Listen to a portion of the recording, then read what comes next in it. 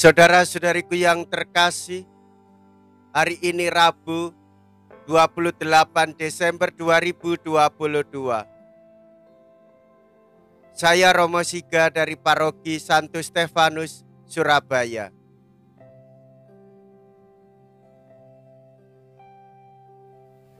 Dalam nama Bapa dan Putra dan Roh Kudus, amin.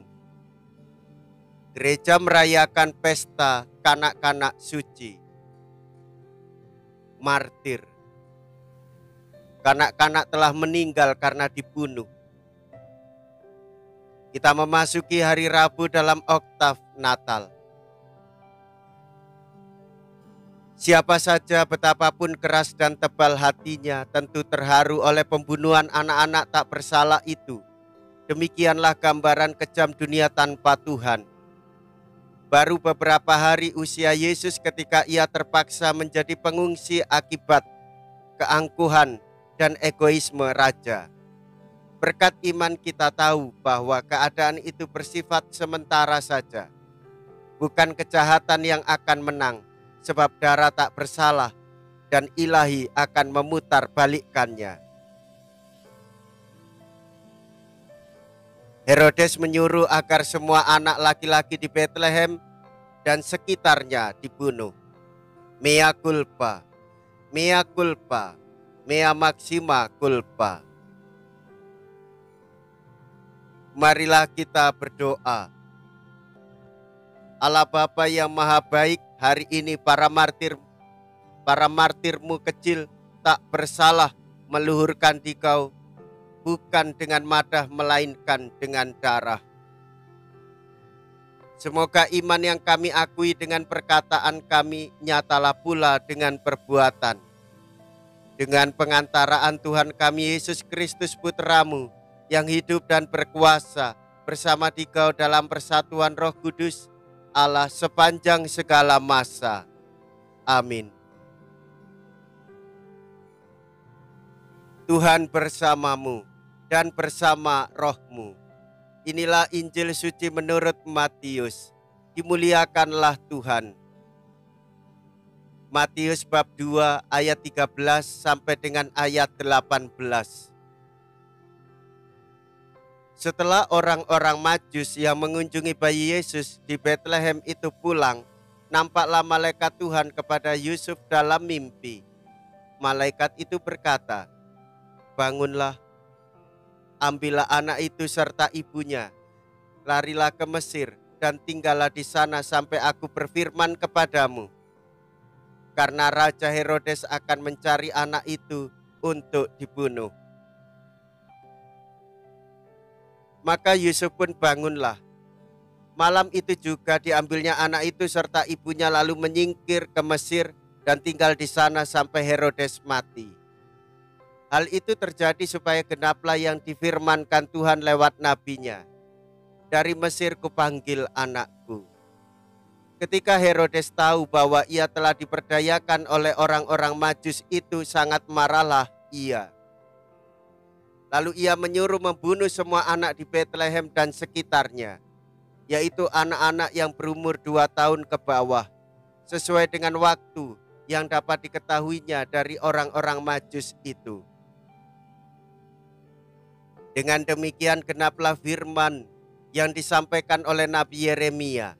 Terdengarlah suara di Rama, tangis dan ratap yang amat memilukan. Rahel menangisi anak-anaknya, dan ia tidak mau dihibur, sebab mereka tidak ada lagi. Demikianlah sabda Tuhan. Terpujilah Kristus.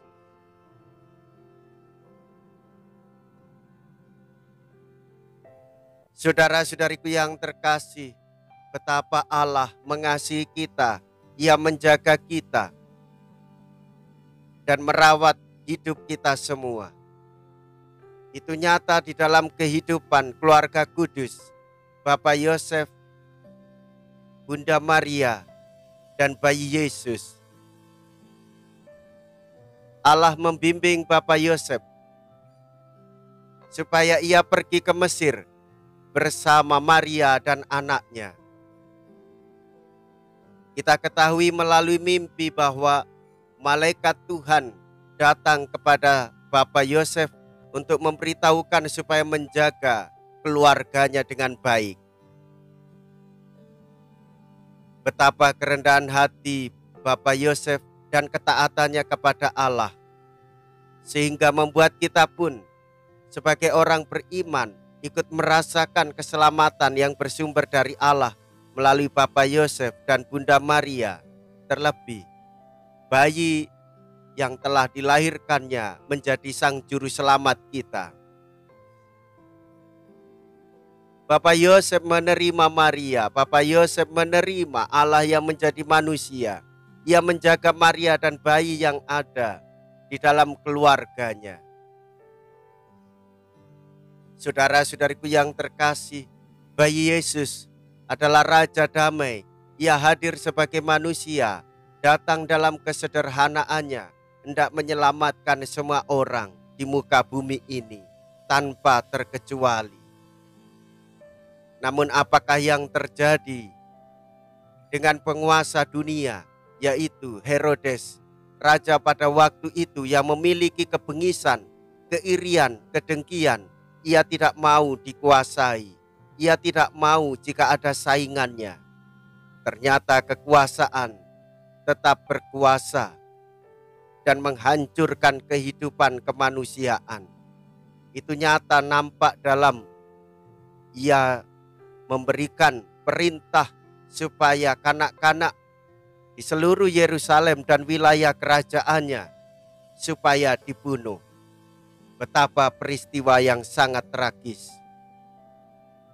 Di saat kelahiran bayi Yesus membawa keselamatan, tetapi Raja Herodes memberikan jalan kematian. Ia membunuh kanak-kanak. Saudara-saudariku yang terkasih,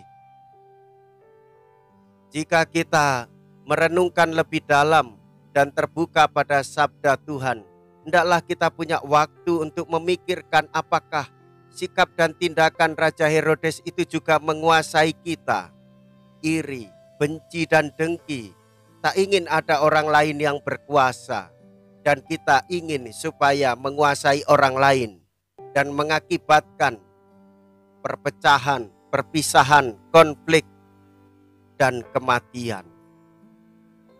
Saudara-saudariku yang terkasih, kita sungguh menghormati para kanak-kanak itu yang melayani Allah, yang mengabdi Allah. Mereka masih lembut dan tidak berdosa. Mereka menjadi martir.